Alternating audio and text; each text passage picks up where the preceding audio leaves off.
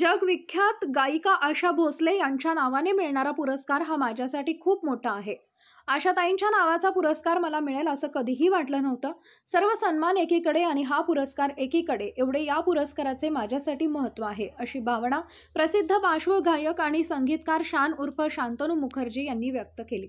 अखिल भारतीय मराठी नाट्य परिषद पिंपरी चिंचवड शाखा, पिंपरी चिंचवड कलारंग प्रतिष्ठान, सिद्धिविनायक ग्रुप पुरस्कृत 20वा आशा भोसले पुरस्कार 2024 प्रसिद्ध पार्श्वगायक म्हणजेच शांतनू मुखर्जी यांना ज्येष्ठ संगीतकार पंडित हृदयनाथ मंगेशकर यांच्या हस्ते संगीत क्षेत्रातील उल्लेखनीय कामगिरीसाठी प्रदान करण्यात आला.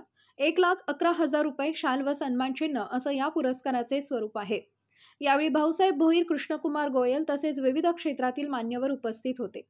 शान म्हणाले, माझ्या वयाच्या 14व्या वर्षी वडील गेले. माझ्या वडिलांच्या पुण्याईमुळेच मी आज तुमच्या पुढे उभा आहे. शान यांनी घसा बसला असला तरी जब से तेरे नैना, चांद सी फारिश, जो करता हमारी आणि इतर गाणी गायली, त्याला प्रेक्षकांचा उत्स्फूर्त प्रतिसाद मिळाला. शान यांनी आशा भोसले यांच्या आवाजातील मोबाईल रेकॉर्ड ऐकवताच प्रेक्षकांनी टाळ्यांच्या कडकडाटाने दाद दिली.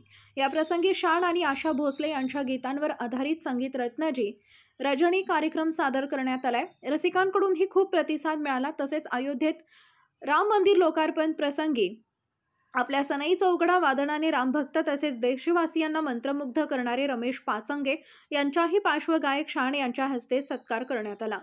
आभार कृष्णकुमार गोयल यांनी मानले तर सूत्रसंचालन आकाश थिटे यांनी केले.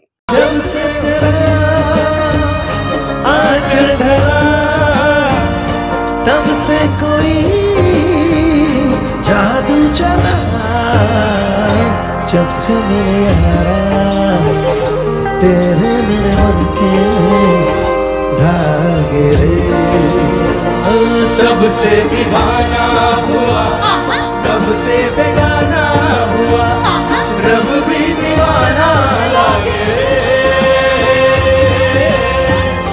रब भी दीवाना लागे रे।